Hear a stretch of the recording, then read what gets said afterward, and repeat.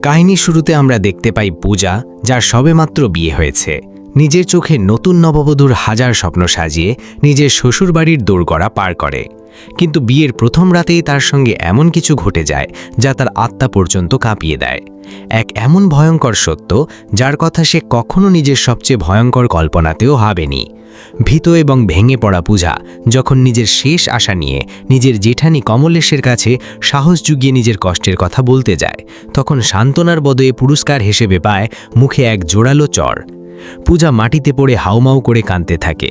অবশেষে এক নতুন নববধূর সঙ্গে এত বড় প্রতারণা আর অত্যাচার কেন হলো, এই গল্প আপনাকে নাড়া দিয়ে যাবে এবং শেষে একটি খুব গভীর শিক্ষাও দিয়ে যাবে।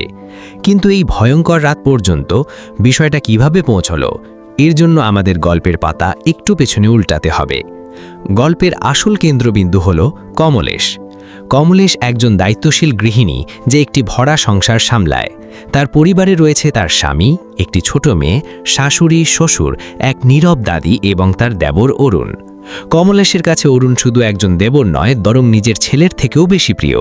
সময় নিজের গতিতে এগিয়ে চলে। এখন অরুণ যুবক হয়ে উঠেছে এবং পুরো পরিবার তার জন্য সম্পর্ক দেখতে যাচ্ছে। যে মেয়েটিকে দেখতে পুরো পরিবার যাচ্ছে তার নাম পূজা। ইংলিশ অনার্সে বিয়ে করা পূজা নিজের মিষ্টি কথা এবং আত্মবিশ্বাস দিয়ে সবার মন জয় করে নেয়। যখন সে নিজের মিষ্টি কণ্ঠে একটি ইংরেজি গান গেয়ে শোনায়, তখন যেন পুরো পরিবার তার উপর মুগ্ধ হয়ে যায়। অরুণ তো যেন তাকে দেখেই নিজের হৃদয় হারিয়ে ফেলে। কিন্তু এই পুরো ঘরে একজন মানুষ ছিল যার মুখে খুশির বদলে এক ধরনের দ্বিধা ছিল। কমলেশের কাছে পূজার এই আধুনিক এবং স্পষ্টভাষী আচরণ একদমই ভালো লাগে না। কিন্তু অরুণের খুশি এবং তার জেদের সামনে কমলেশকে মাথা নত করতেই হয়। মনে কষ্ট নিয়েই সে এই সম্পর্কের জন্য সম্মতি দেয়। সেদিনই চটমংনি পট বিয়ের মতো ধুমধাম করে রিং সেরেমনি হয়ে যায়। পূজার আঙুলে অরুণের নামের আংটি শোভা পায়, কিন্তু কেউ জানত না যে এই সুখ শুধু এক রাতের অতিথি। পরের সকাল কমলেশ নিজের শাশুড়ির সঙ্গে অটোতে কোথাও যাচ্ছিল। হঠাৎ পথে তাদের চোখে একটি বড় ভিড় এবং হইচই পড়ে। কিছু লোক রাস্তায় প্রতিবাদ করছিল। তখন ভিড়ের মধ্যে কমলেশের চোখ এমন একটি মুখে পড়ে যাকে দেখে তার পায়ের নিচের মাটি সরে যায়। সে সঙ্গে সঙ্গে রেগে আগুন হয়ে যায় এবং আদেশ দেয় যে এই সব নাটক এক্ষুনি বন্ধ করো। রাগে ফুঁসতে থাকা কমলেশ সামনে এগিয়ে যায়, পূজার হাত ঝটকা দিয়ে ধরে এবং তার আঙুল থেকে বাগদানের আংটি নির্মমভাবে টেনে খুলে নেয়। এক মুহূর্তে, এক ঝটকায় সে সেই সম্পর্ক ভেঙে দেয় যা গতকালই তৈরি হয়েছিল। যখন কমলেশ এই ঝড় নিয়ে বাড়ি ফেরে, তখন বাড়িতে হাহাকার পড়ে যায়। কমলেশের স্বামী তাকে আয়না দেখিয়ে বলে যে তুমি না ভেবে যে ঝামেলা সৃষ্টি করেছ, এখন সেটা তোমাকেই সামলাতে হবে। বেঝা। অরুণও অনেক অনুরোধ করে, বোঝানোর চেষ্টা করে যে পূজার চিন্তাধারা ভুল নয়, কিন্তু কমলেশ নিজের অহংকারে অন্ধ হয়ে গিয়েছিল। তার কানে কারো কোনো কথাই ঢোকে না এবং সে কারো একটি কথাও শোনে না। কিছুক্ষণ পরে গল্পে একটি সুন্দর এবং আবেগপূর্ণ মোড় আসে। নিজের সম্পর্ক বাঁচাতে এবং নিজের কথা বোঝানোর জন্য পূজা নিজেই কমলেশের কাছে পৌঁছে যায়। সে খুব নরমভাবে ক্ষমা চেয়ে বলে যে যদি আমরা সঠিকের জন্য এবং অন্যদের অধিকারের জন্য না দাঁড়িয়ে থাকি, তাহলে এই পৃথিবী ধীরে ধীরে শেষ হয়ে যাবে। কমলেশ যদিও পুরনো চিন্তার ছিল, কিন্তু মনের দিক থেকে পরিষ্কার ছিল। সে পূজার কথার গভীরতা অনুভব করে। তার মন গলে যায় এবং সে হেসে বলে যে আমার কথা একটু দেরিতে বুঝতে আসে, কিন্তু একবার বুঝে গেলে আমি সঠিকের সঙ্গ কখনো ছাড়ি না।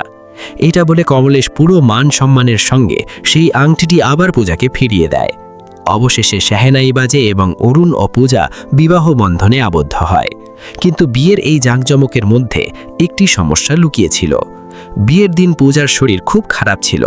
তীব্র জ্বর এবং শরীর ব্যথার কারণে তার অবস্থা খুবই খারাপ ছিল। ফেরার সময়ও সে ওষুধের সাহায্যে কষ্ট করে নিজেকে দাঁড় করিয়ে রাখতে পারছিল। বিয়ের সব রীতি সম্পন্ন হওয়ার পরে আসে সেই রাত যাকে প্রতিটি নতুন নববধূ নিজের জীবনের সবচেয়ে সুন্দর রাত মনে করে, সুহাগ রাত। অরুণ ঘরে আসে এবং কিছু এদিক ওদিকের আনুষ্ঠানিক কথাবার্তার পরে সে পূজার কাছে আসতে শুরু করে। পূজা যে ব্যথা এবং ঝড়ে ভেঙে পড়েছিল, খুব স্পষ্টভাবে অরুণকে বলে যে আমার শরীর খুব বেশি খারাপ, আমার তীব্র জ্বর এবং পুরো শরীর ব্যথায় ভেঙে যাচ্ছে, দয়া করে আজ আমরা কিছুই করব না। কিন্তু অরুণের উপর যেন কামনা এবং স্বামী হওয়ার অহংকারের ভূত চেপে বসেছিল। সে পূজার একটি কথাও শুনল না। পূজার বারবার অনুরোধ করা, কান্না করা এবং নিষেধ করার পরেও অরুণ নিজের পৌষত্বের অন্ধ নেশায় তার সঙ্গে জোর জবরদস্তি করে। নতুন কোণের সেই সোনালী স্বপ্নগুলো সেই বিছানাতেই নির্মমভাবে পেশে দেওয়া হয়। হঠাৎ সকালের আলো ঘরে ঢুকে পড়ল, কিন্তু পূজার পৃথিবীতে চিরদিনের জন্য অন্ধকার নেমে আসে। সে ব্যথা এবং আঘাতে কাতর হয়ে শুধু কেঁদেই যাচ্ছিল। অরুণ তাকে চুপ করানোর চেষ্টা করে, যেন খুব সাধারণ কিছু হয়েছে। সে খুব অধিকার নিয়ে বলে যে, আরে আমি তোমার স্বামী, এটা তো আমার অধিকার, বিয়ের পরে তো এসব হয়েই থাকে। এটা শুনে পূজার ভেতরের কষ্ট এক চিৎকার হয়ে বেরিয়ে আসে। সে কান্নায় ভেঙে পড়ে অরুণের চোখের দিকে তাকিয়ে বলে যে, অধিকার তুমি রেখেছ। এই কথা শুনে অরুণ স্তব্ধ হয়ে যায়, কিন্তু নিজের জঘন্য কাজের জন্য লজ্জিত হওয়ার বদলে তার পুরুষ অহংকারে আঘাত লাগে। সে রেগে ফেটে পড়ে বলে যে, যদি তোমার মনে হয় আমি কিছু ভুল করেছি, তাহলে বাইরে গিয়ে সবার কাছে চিৎকার করে বলে দাও। এটা বলে সে নির্মমভাবে পূজাকে ঘর থেকে বের করে দেয়। কাঁদতে কাঁপতে পূজা যখন ঘর থেকে বেরোয়, তখন তার চোখ উঠানে দাঁড়িয়ে থাকা কমলেশের দিকে পড়ে। কমলেশ বাড়ির এবং পাশের বাড়ির কিছু মহিলার সঙ্গে কথা বলছিল। পূজার কানে কমলেশের কথা ভেসে আসে যে, নারীরা যতটা কোনো বোমা ফাটার ভয়ে ভয় পায় না, তার চেয়ে বেশি নিজের সম্মান নিয়ে তামাশা হওয়ার ভয় পায়। এই একটি বাক্য পূজার বুকে বিষাক্ত তীরের মতো গেঁথে যায়। সে সঙ্গে সঙ্গে বুঝে যায় যে, যে সমাজ এবং পরিবারে সে দাঁড়িয়ে আছে, সেখানে যদি সে মুখ খোলে তাহলে সে ন্যায় পাবে না, বরং এই বাড়িতে তার সম্মানই সবার সামনে তামাশা হয়ে যাবে। সমাজ এবং বদনামের এই ভয়ে হার মেনে নিজের অধিকারের জন্য লড়তে জানা একটি জীবন্ত মেয়ে নিজের চোখের জল চেপে নীরবে আবার সেই দমমুগ্ধ করা ঘরে ফিরে যায়। তার নিষ্পাপ মনে কোথাও না কোথাও এই আশা বেঁচেছিল যে, হয়তো অরুণ নিজের পৌষত্বের কথা বুঝেছে, হয়তো সে নিজের ভুল মেনে নেবে এবং তার কাছে ক্ষমা চাইবে। কিন্তু অরুণের আচরণ দেখে পূজার পায়ে নিচ থেকেও যেন মাটি সরে গিয়েছিল। পূজা আগেই অসহনীয় যন্ত্রণায় ছিল, কিন্তু অরুণ নিজের বিকৃত কামনাকে ভালোবাসার নাম দিয়ে আবারও তার সঙ্গে জোর জবরদস্তি করে। পূজা ভেতর থেকে পুরোপুরি ভেঙে পড়ে। সে বুঝে যায়, যেটাকে মানুষ স্বামী স্ত্রীর ভালোবাসা বলে, তার জন্য সেটা শুধু এক ভয়ঙ্কর বৈবাহিক অত্যাচার, যার বিরুদ্ধে সে কিছুই করতে পারছে না। পরের সকালে কমলেশের চোখ পড়ে ছাদের এক কোণায় চুপচাপ বসে থাকা পূজার দিকে। পূজার নিঃস্ব চোখ আর নিস্তব্ধ মুখ দেখে কমলেশের বুক কেঁপে ওঠে। অনেক জিজ্ঞেস করেও সে আগের রাতের সেই ভয়ঙ্কর সত্য জানতে পারে না। তবে কমলেশ বুঝে যায় খুব বড় কিছু ভুল হয়েছে। তাই আর বেশি প্রশ্ন না করে সে পূজাকে তার বাবার বাড়িতে পৌঁছে দেয়। বাড়ি ফিরে পূজা ভাবল, হয়তো পৃথিবীতে একজন মাই মেয়ের কষ্ট বুঝতে পারে। তাই একান্তে সে মায়ের কাছে আগের রাতের সব ভয়াবহ ঘটনা আর অরুণের পাশবিকতার কথা খুলে বলে। কিন্তু নিজের মায়ের মুখ থেকে যে উত্তর সে পেল, তা অরুণের নিষ্ঠুরতার থেকেও ভয়ঙ্কর ছিল। মা তাকে বুকে জড়িয়ে নেওয়ার বদলে বোঝাতে শুরু করল, স্বামী স্ত্রীর মধ্যে এসব তো হয়েই থাকে, বিয়ে করেছ সেগুলো মানিয়েই চলতে হবে, এতে না বলার কি আছে, এভাবেই তো সংসার আর বংশ এগিয়ে চলে। নিজের মায়ের মুখে সব কথা শুনে পূজা স্তব্ধ হয়ে যায়। এরপর মা আবেগ দিয়ে তাকে আরও চাপে ফেলে। সংসারের দারিদ্র্যের কথা বলে সে পূজাকে সঙ্গে সঙ্গে শ্বশুরবাড়ি ফিরে যেতে বলে। এমনকি হুমকি দেয়, যদি সে না ফেরে তাহলে নিজের হাত কেটে আত্মহত্যা করবে। আপন মানুষদের কাছ থেকে এমন বিশ্বাসঘাতকতা পেয়ে পূজার আর কোনো পথ খোলা থাকলো না। সে যেন জীবন্ত লাশের মতো কমলেশের সঙ্গে আবার ফিরে যেতে থাকে। পথে এক জায়গায় ওয়াশরুমে যাওয়ার অজুহাতে পূজা অটো থেকে নামে, আর সেটাই হয়ে ওঠে তার জীবনের সবচেয়ে বড় সিদ্ধান্ত। একবারও পিছনে না তাকিয়ে সে সেখান থেকে চুপচাপ পালিয়ে যায়। কমলেশ পাগলের মতো সব জায়গায় তাকে খুঁজতে থাকে, কিন্তু পূজার কোনো খোঁজ পাওয়া যায় না। বাড়ি ফিরে খবরটা জানাতেই পুরো পরিবারে হুলস্থুল পড়ে যায়। সবাই মিলে খোঁজাখুঁজি করেও যেন পূজা বাতাসে মিলিয়ে যায়। শেষমেশ কমলেশ ফোন করে পূজার বন্ধু সোনাকে, যে একটি এনজিওতে কাজ করে। সোনা বলে সে পূজার ব্যাপারে কিছু জানে না, তবে তাকে খুঁজে বের করার চেষ্টা করবে। অবশেষে সোনার খোঁজ সফল হয়। এক নির্জন পার্কের কোণায় ভীপ সন্ত্রস্ত ছোট্ট শিশুর মতো গুটিসুটি মেরে বসে থাকতে দেখা যায় পূজাকে। কমলেশ সেখানে পৌঁছালে পূজা সাহস করে অরুণের সেই ভয়ঙ্কর রাতের সমস্ত অত্যাচার আর সত্য তার সামনে খুলে বলে। কিন্তু বছরের পর বছর অরুণকে নিজের ছেলের মতো মানুষ করা কমলেশের অন্ধবিশ্বাস সত্যের চেয়ে বড় হয়ে দাঁড়ায়। সত্য মেনে নেওয়ার বদলে তার অহংকার ভেঙে পড়ে। রাগে ফেটে পড়ে সে পূজার গালে জোরে একটা থাপ্পড় মারে। তারপর প্রায় টেনে হিঁচড়ে তাকে আবার সেই বন্দিশালার মতো বাড়িতে ফিরিয়ে আনে। তবে পূজাকে মারলেও একজন নারী হিসাবে কমলেশের মনের ভেতর সন্দেহের একটা বীজ রোপিত হয়ে গিয়েছিল। অন্যদিকে হানিমুনের সুন্দর পাহাড়ি পরিবেশের মাঝেও পূজা ভেতর থেকে পুরোপুরি ভীত আর শূন্য হয়েছিল। শেষ একবারের মতো সে অরুণকে বোঝানোর চেষ্টা করে, কিন্তু অরুণের চোখে ভালোবাসা ছিল না, ছিল শুধু এক ক্ষুধার্ত নেকড়ের মতো হিংস্র কামনা। সে আবারও পূজার কান্নার চিৎকার উপেক্ষা করে জোর করে তার উপর অত্যাচার চালায়। অসহায় পূজা বিছানায় পড়ে শুধু কাঁদতে আর ছটপট করতে থাকে। যাকে সে জীবনের সঙ্গী ভেবেছিল সে আসলে এক নির্মম জল্লাদ ছাড়া কিছুই নয়। সেই রাতেই পূজা পুরোপুরি বুঝে যায় অরুণের কাছে সে কোনো স্ত্রী বা ভালোবাসার মানুষ নয়, শুধু তার বিকৃত কামনা মেটানোর একটি নিথর মাধ্যম। পূজার জীবন ধীরে ধীরে এক জীবন্ত নরকে পরিণত হয়। এক রাতে ভয়ে কাঁপতে কাঁপতে পূজা নিজেকে বাথরুমে বন্ধ করে দেয়।